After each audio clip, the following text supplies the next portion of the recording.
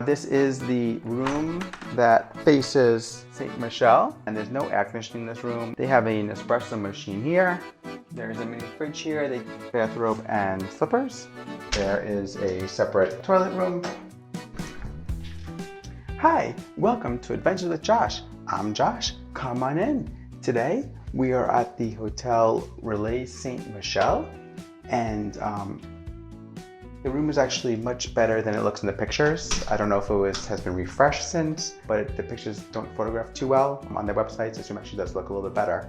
If you go over here, when you first walk in, there is a separate toilet room over here. And the wallpaper looks fairly new here, as well as the carpeting. Over here is the bathroom. You got your standard sink. There's definitely a little wear and tear. It's all cracked there and whatnot, but looks fairly clean. You have your liquid hand soap over here, and over here you have a bathtub. Hair and body wash is all a combo, both of the same.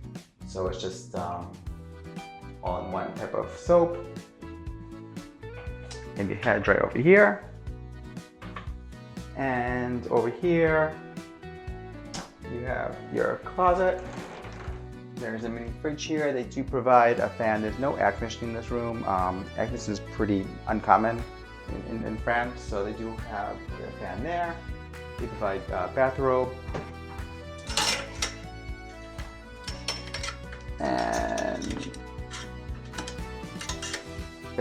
and slippers. Pretty nice slippers.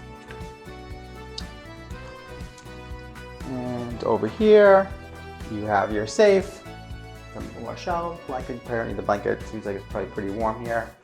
Luggage area over here, so your luggage can be out of the way.